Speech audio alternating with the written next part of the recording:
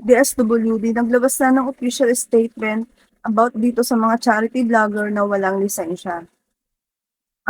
Kahapon nga lang naglabas sila nitong official statement na 'to at maraming netizen ang nag-comment dun kung saan sila nag-post at maraming hindi natuwa.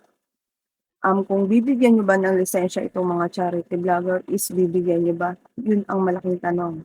Bago tayo dumating sa mga ganitong, senaryo, nag-offer ba kayo sa kanila na bigyan niyo sila ng lisensya o baka naman puro lang kayo salita? Bago niyo sabihin 'yan, dapat tinanong niyo rin yung sarili niyo kung inofferan niyo ba sila ng lisensya bago sila tumulong sa bawat Pilipino na nangangailangan. At ito ang tanong, bakit kailangan ba ng lisensya bago ka tumulong sa kapwa mo? Kailangan mo ba ng humingi ng permiso sa'yo, sa kanya, bago ko siya tulungan? 'Di ba walang gano'n. Libre ang pagtulong, libre ang pagiging mabuting tao. Dito nga sa statement ng DSWD ay na-mention nga ang charity vlogger na si Daddy Frankie. Imagine si Daddy Frankie talaga ang minention dito. Sa dami ng charity vlogger dito sa Pilipinas na tumutulong sa Pilipino, si Daddy Frankie talaga kasi yung nag-trend. Talaga siya yung umangat yung momentum, time na talagang pagtulong niya at siya talaga yung napansin. Siguro, napansin siya mula ng kay Kuya Oliver talaga. Parang nagpapansin na talaga 'tong DSWD. Kasi imagine mo yung pinagdaanan ni Kuya Oliver, napagaling ni Daddy Frankie, 'di ba? Dahil sa tulong ng mga sponsors, ng mga netizen na nanonood at nakasubaybay kay Daddy Frankie. At siyempre sa team Daddy Frankie, sa mag-asawa, si Mami Rochelle at si Daddy Frankie, nagtulungan talaga kung paano mapagaling ito si Kuya Oliver. Parang feeling ko dun talaga nagsimula yun, eh, parang tinutukan nila 'to ngayon si Daddy Frankie kung ano yung mga susunod na gagawin. Hindi mapagkakaila na ang number one charity vlogger ngayon ay si Daddy Frankie at sa dami ng charity vlogger sa bansa, 'di ba, isipin mo siya yung na-mention. Siya yung na-mention dun sa Blue App na 'to. Kasi 'di ba, parang feeling ko nagsimula itong pagmo-monitor nila kay Daddy Frankie, simula nung pagtulong ni Daddy Frankie kay Kuya Oliver. Kasi isipin mo yung sakripisyong ginawa ng Daddy Frankie, ng team Daddy Frankie kay Kuya Oliver. Grabe, mahabang pasensya ang kailangan dito sa pag-aalaga kay Kuya Oliver. Hindi siya nakakalakad, dumudumi siya sa salawal, 'di ba?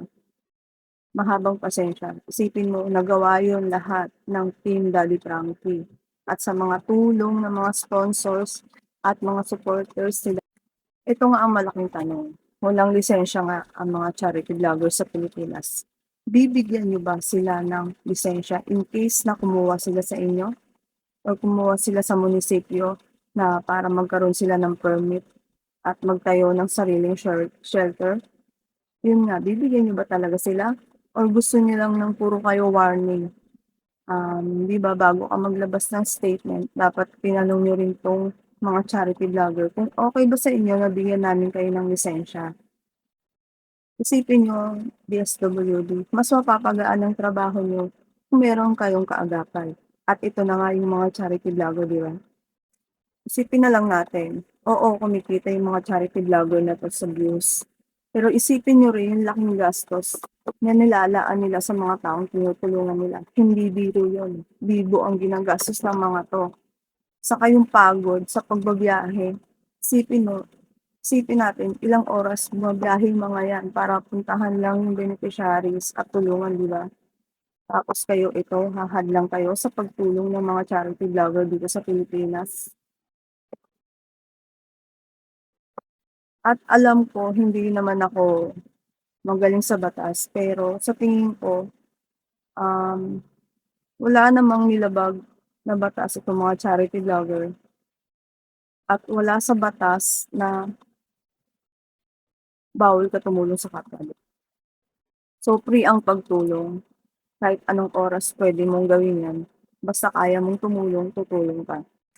At mas umingay itong pangalan ni Daddy Frankie, kasi nga yung sa 10K nga. Siguro itong ahensya ng paniki ba yun sa Pangasinan, um, sumiti siguro ng statement nila about sa nangyari nga dun sa 10K na binawi nila at ibibigay na lang kay Kuya Oliver 'pag kailangan. Parang feeling ko dun mas lalong na-trigger itong, ahensya ng gobyerno na 'to. Puwede kang magbabala, pero wag po sanang masamain ang pagtulong ni Daddy Frankie sa mga Pilipino at ng mga ibang charity vlogger, 'di ba? At ito pa, sana po bigyan niyo ng pagkakataon ang mga charity vlogger na tumulong ng libre, tumulong ng free, malaya, walang kwestiyon, walang kahit ano, 'di ba? Um, kung may pagkakataon man na puwede silang bigyan ng lisensya na tumulong o gumawa ng shelter, sana pagbigyan niyo po. Para din po sa kapwa natin, sana maintindihan niyo na para po sa mga beneficiaries na tinutulungan ng mga charity vlogger.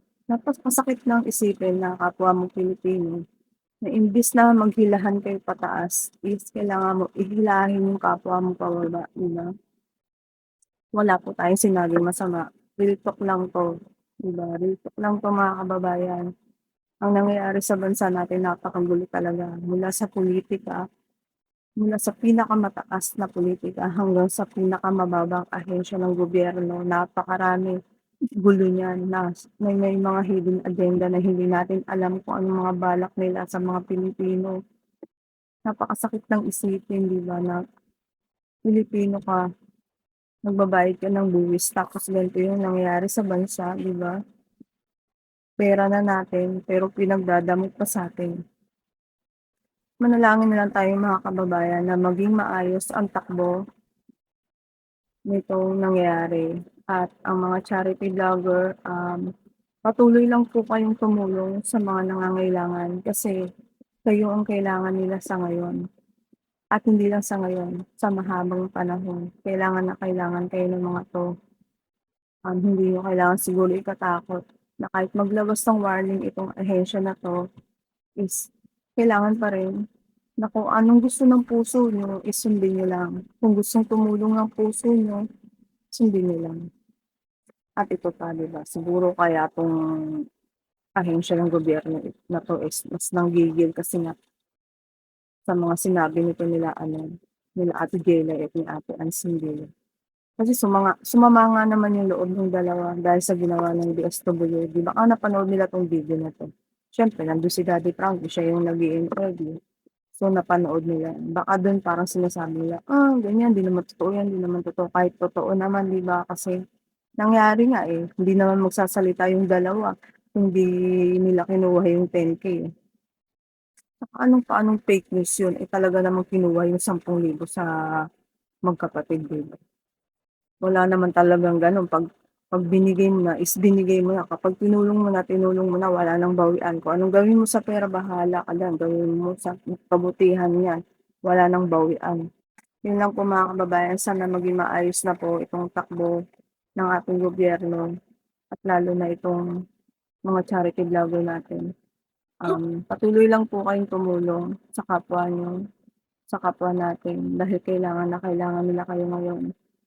Wala kayong ginawang masama. Ang gusto niyo lang is makatulong sa kapwa. Keep it up mga sir, mga ma'am, sa mga charity vlogger diyan, saludo kami sa inyo. Don't forget to like and subscribe mga kababayan. Yun, salamat po sa panonood. Sa mga new subscribers ko po, shoutout sa inyo. Mga ma'am and sir, salamat po talaga sa pag-subscribe sa akin. Kahit hindi ako gano'n kagaling magsalita, pero gusto kong bumoses, 'di ba? Walang masama kasi Pilipino ako. Thank you po for watching.